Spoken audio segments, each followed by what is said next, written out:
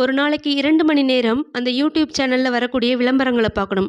அப்படி பார்க்கும் பொழுது ஒரு நாளைக்கு ரூ. 5லிருந்து ரூ. 1500 வரை வருமானம் வரதாகவும் சொல்றாங்க இதில இன்வெஸ்ட்மென்ட் பண்ணவங்க.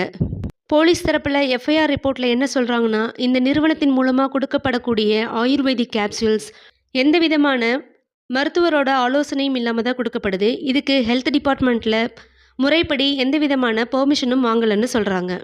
இப்படி பல வகையான குற்றச்சாட்டுகள் இந்த கம்பெனி மேல இருந்தாலும் மக்கள், அதாவது இந்த கம்பெனில இன்வெஸ்ட்மென்ட் பண்ண இன்வெஸ்டர்ஸ் இந்த கம்பெனிக்கு ஆதரவா தான் இருக்காங்க. இதுல இன்வெஸ்ட்மென்ட் பண்ண மக்கள்ல பெரும்பாலான மக்கள் நேத்திக்கு இந்த கம்பெனியோட அழைப்பின் பேர்ல கோயம்புத்தூர், நீலாம்பூர்ல நேத்திக்கு கூடியிருக்காங்க.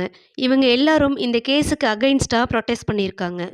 இந்த நிறுவனத்தோட உரிமையாளர் சக்தி ஆனந்தன் இதுக்கு முன்னாடி கடைசியா அவங்களோட யூடியூப் சேனல்ல வெளியிட்ட வீடியோல இந்த நிறுவனத்தின் மேல கேஸ் ஃபைல் ஆயிருக்கிறதாகவும், அதனால இதில் இன்வெஸ்ட்மென்ட் பண்ண எல்லாரையும் எல்&டி